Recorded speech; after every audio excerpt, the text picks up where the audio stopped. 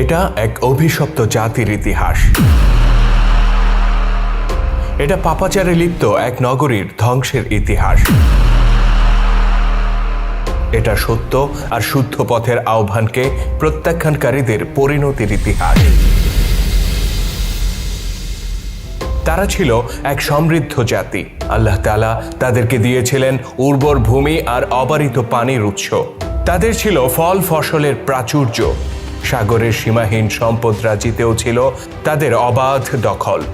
প্রকৃতির এই অকৃপণ দান তাদেরকে করে তুলেছিল সমৃদ্ধ, কিন্তু এই সমৃদ্ধির পর তারা নিজেদেরকে অকৃতজ্ঞ হিসেবে প্রমাণ করে। এই প্রাচুর্য তাদেরকে করে তোলে বিপথগামী। তারা তাদের প্রতিপালকের হুকুমকে প্রত্যাখ্যান করে আর পাপাচারে ডুবে যায়। তারা আচ্ছন্ন হয়ে পড়ে আমোদ প্রমোদ আর লালসার মধ্যে। উদ্দাম নৃত্য আর মদ্যপান ছিল তাদের প্রতিদিনকার অভ্যাস। তারা নগ্নতাকে আঁকড়ে ধরে আর অশ্লীলতায় মত্ত হয়ে ওঠে। তারা বিকৃত যৌনাচারে লিপ্ত হয় আর মানব ইতিহাসে প্রথমবার সমকামিতার মতো অশুদ্ধ চর্চার দৃষ্টান্ত স্থাপন করে। অতঃপর তাদের কাছে আসেন একজন সতর্ককারী। তিনি তাদেরকে এই অদৃষ্টপূর্ব পাপের ভয়ানক পরিণতির ব্যাপারে সতর্ক করেন আর শুদ্ধতার পথে ফিরে আসার আহ্বান জানান।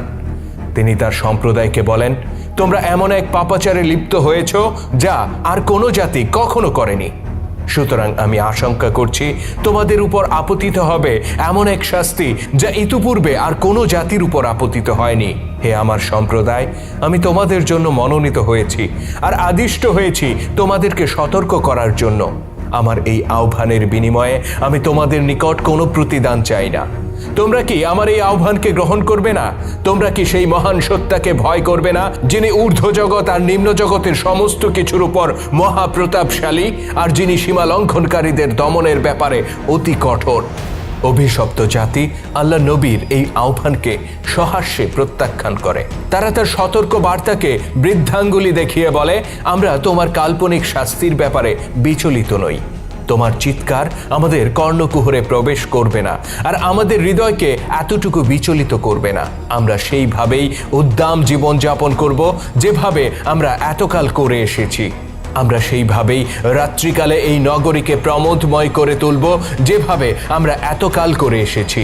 আর আমরা সেইভাবেই নিজেদের সকল বাসনা পূর্ণ করব যেভাবে আমরা এতকাল করে এসেছি। তারা তাদের পথ প্রদর্শককে প্রত্যাখ্যান করে। তারা তাকে তাদের পাপের নগরী ছেড়ে যেতে বলে আর তার সাথীদের উপর চড়াও হয়।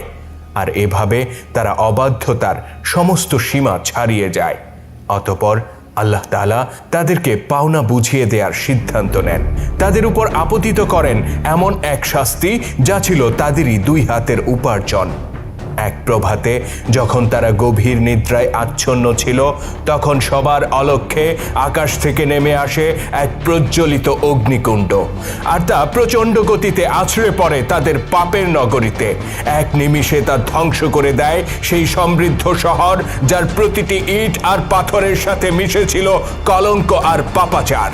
প্রচণ্ড কম্পনে ধসে পড়ে তাদের প্রকাণ্ড প্রতিটি অট্টালিকা, আর মাটির সাথে মিশে যায় তাদের সমস্ত অহংকার।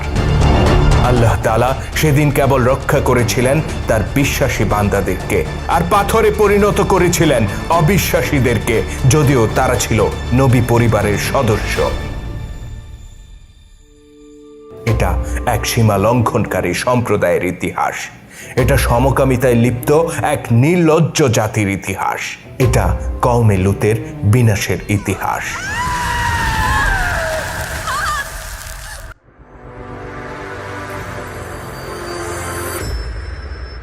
পয়গম্বর হযরত ইব্রাহিম আলাইহিস সালামের একজন ভ্রাতুষ্পুত্র ছিলেন, নাম লূত ইবনে হারান।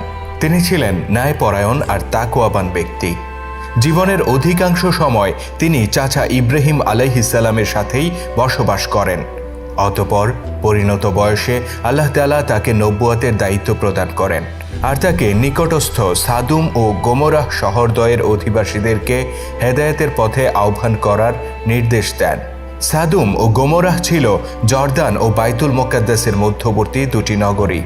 এখানকার জমি ছিল অতি উর্বর আর সমুদ্রের নিকটবর্তী হওয়ায় এখানে বৃষ্টিও হতো প্রচুর। ফলে ফসলে পূর্ণ ছিল এই দুই শহর। সমুদ্রের মাছ আহরণ করেও এখানকার বাসিন্দারা প্রচুর লাভবান হতো, আর এভাবে তারা পৌঁছে গিয়েছিল পার্থিব উন্নতির চরম শিখরে। তবে এই প্রাচুর্য তাদের জন্য অভিশাপ বয়ে এনেছিল।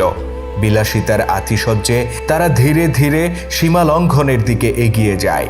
তারা তাদের প্রতি সৃষ্টিকর্তার অপার অনুগ্রহের কথা ভুলে যায় আর আমোদ প্রমোদ বিলাস পেশনের মধ্য দিয়ে জীবনযাপন করতে থাকে। তারা নারী পুরুষের অবাধ মেলামেশাকে বৈধতা দেয় আর অধিকাংশ সময় মদ পান করে মাতাল হয়ে পড়ে থাকে। নগ্নতা আর অশ্লীলতা ছিল তাদের কাছে স্বাভাবিক জীবনাচার। এমনকি তারা সমকামিতার মতো ঘৃণ্য অপকর্মের চর্চা শুরু করে, যা মানব ইতিহাসে তাদের আগে আর কেউ কখনো করেনি। অতঃপর আল্লাহ তাআলা তাদের কাছে সতর্ককারী হিসেবে লূত আলাইহিসসালামকে প্রেরণ করেন। নবী লূত আলাইহিসসালাম তাদের উদ্দেশ্যে বলেন, হে আমার সম্প্রদায়, আমি তোমাদের জন্য আল্লাহ নবী হিসেবে মনোনীত হয়েছি, আর আমি আদিষ্ট হয়েছি তোমাদেরকে সতর্ক করার জন্য। তোমরা এমন এক পাপে লিপ্ত হয়েছ যা অন্য কোনো জাতি আগে কখনো করেনি। অতএব আমি আশঙ্কা করি তোমাদের উপর এমন শাস্তি নেমে আসবে যা ইতিপূর্বে আর কোনো জাতিকে ভোগ করতে হয়নি। আমি তোমাদেরকে আহ্বান করছি, তোমরা আল্লাহ পাকের বিধানের প্রতি নিজেদেরকে সমর্পণ করো আর এই অপকর্ম থেকে ফিরে এসো। আমার এই আহ্বানের বিনিময়ে আমি তোমাদের কাছে কোনো প্রতিদান চাই না। তোমরা যদি এই মহাসত্যের ডাকে সাড়া না দাও, তবে নিশ্চয়ই তোমাদেরকে ভয়ানক পরিণতি ভোগ করতে হবে। আল্লাহ নবীর এই কথা শুনে অহংকারী নগরবাসী তাকে নিয়ে উপহাস করতে শুরু করে। তারা বলে, ওহে লূত, তুমি তো শুদ্ধাচারী, তুমি কেন আমাদের এই পাপের নগরীতে এসেছো? তুমি এই জনপদ ছেড়ে চলে যাও আর কোনো গর্তের মধ্যে নিজেকে লুকিয়ে রাখো। আমাদের এই প্রাচুর্য, এই ধন সম্পদ সবকিছু আমরা নিজেরা অর্জন করেছি। তোমার আল্লাহ আমাদেরকে এসব কিছু দেননি, সুতরাং আমরা তোমার কল্পিত শাস্তির ভয় করি না। এভাবে তারা মুখ ফিরিয়ে নেয়। তথাপি আল্লাহ নবী বারবার তাদেরকে সতর্ক করেন। বছরের পর বছর তিনি তাদেরকে আল্লাহর হুকুমের প্রতি আহ্বান করে যান। তার এই উপর্যুপরি আহ্বানে বিরক্ত হয়ে এক পর্যায়ে নগরবাসী তার উপর নিপীড়ন শুরু করে দেয়। তারা আল্লাহ নবী ও তার প্রতি ঈমান আনয়নকারী মুষ্টিমেয় ব্যক্তিদেরকে নির্যাতন করতে থাকে। অবশেষে লূত আলাইহিসসালাম আল্লাহ পাকের দরবারে নিজের অপারগতা স্বীকার করেন আর এই অবাধ্য কওমের ফয়সালার ভার তার হাতে ছেড়ে দেন। অতঃপর একদিন চাচা ইব্রাহিম আলাইহিসসালামের নিকট কয়েকজন অতিথি আসেন। ইব্রাহিম আলাইহিসসালাম তাদেরকে আপ্যায়ন করার জন্য সুস্বাদু খাবার এগিয়ে দেন। অতিথিরা খাবার গ্রহণে অপারগতা জানালে পয়গম্বর ইব্রাহিম আলাইহিসসালাম বিচলিত হয়ে পড়েন। অতঃপর অতিথিরা নিজেদের পরিচয় দিয়ে বলেন, আপনি বিচলিত হবেন না, আমরা আল্লাহর ফেরেশতা, সুতরাং আমাদের পানাহারের কোনো প্রয়োজন নেই। আমরা এসেছি সেই শহরকে ধ্বংস করে দিতে যেখানে আপনার ভাতিজা বসবাস করেন। এই কথা শুনে নবী ইব্রাহিম আলাইহিসসালাম আরও বেশি বিচলিত হয়ে পড়েন। তখন ফেরেশতারা তাকে আশ্বস্ত করে বলেন, লূত ইবনে হারান সহ বিশ্বাসী বান্দারা অবশ্যই এই গজব থেকে রক্ষা পাবে। অতঃপর এক সন্ধ্যায় সাদুম নগরীতে 3 জন আগন্তুককে দেখা গেল। তারা বয়সে ছিল যুবক আর দেখতে অত্যন্ত সুদর্শন। তাদের কমনীয় চেহারায় দাড়ি গোফের কোনো চিহ্ন ছিল না। শহরে প্রবেশ করে তারা লূত আলাইহিসসালাম এর অনুসন্ধান করেন আর তার গৃহে অতিথি হিসেবে আশ্রয় চান। আল্লাহ নবী আগন্তুকদেরকে সাদরে গ্রহণ করেন। তবে নগরীতে সুদর্শন 3 যুবকের এই আগমন দৃষ্টি এড়ায়নি বিকারগ্রস্ত সমকামীদের। তারা ওই যুবকদের প্রতি তীব্র আকর্ষণ অনুভব করে আর তাদের পিছু নিয়ে লূত আলাইহিসসালামের দরজা পর্যন্ত পৌঁছে যায়। অতঃপর তারা তার দরজায় কড়া নেড়ে বলে, ওহে লূত, তুমি তো সমকামী নও, সুতরাং ওই সুদর্শন যুবকদের সাথে নিশ্চয়ই তোমার কোনো কাজ নেই। তুমি বরং তাদেরকে আমাদের হাতে ছেড়ে দাও।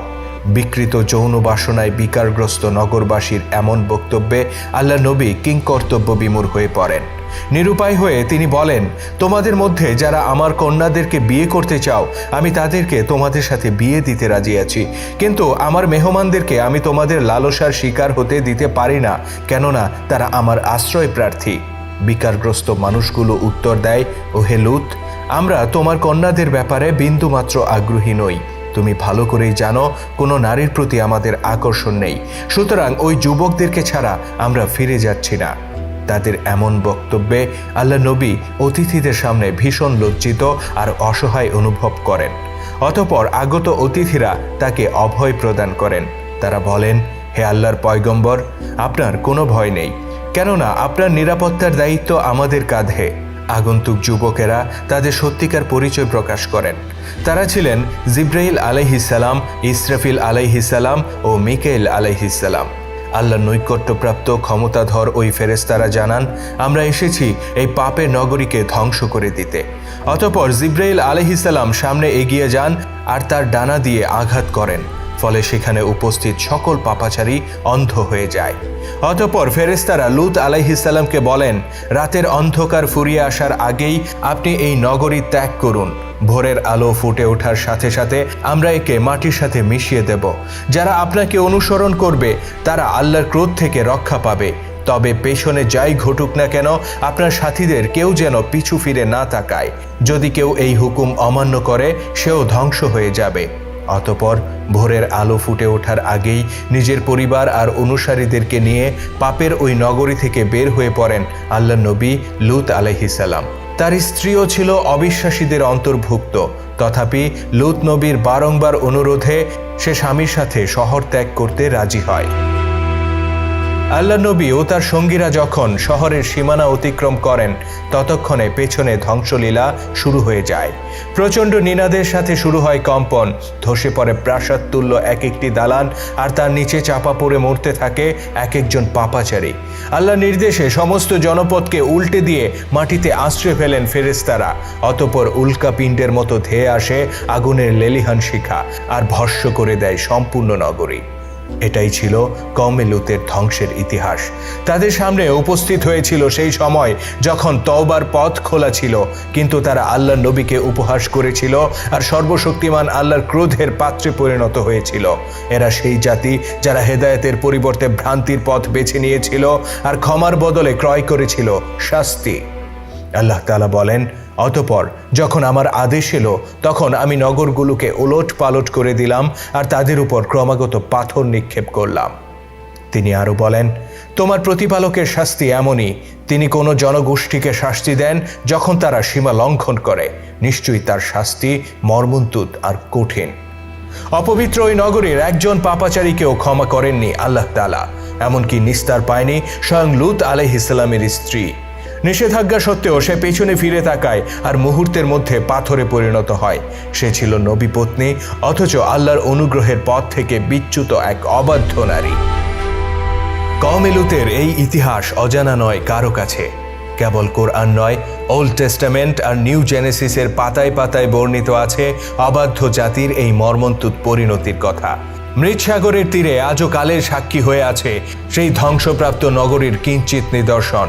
অথচ এই নিদর্শনকে অস্বীকার করে মানবজাতি আবারও সেই পাপাচারে ডুবেছে যে পাপের কারণে কওমে লূতকে ধ্বংস করে দেয়া হয়েছিল। বরং অবাধ্যতার নাফরমানিতে তারা কওমে লূতকেও ছাড়িয়ে গিয়েছে। হয়তো তারা অপেক্ষা করছে আরেকটি বিনাশের জন্য, হয়তো তারা প্রহর গুনছে আরেকটি নিদানকালের জন্য।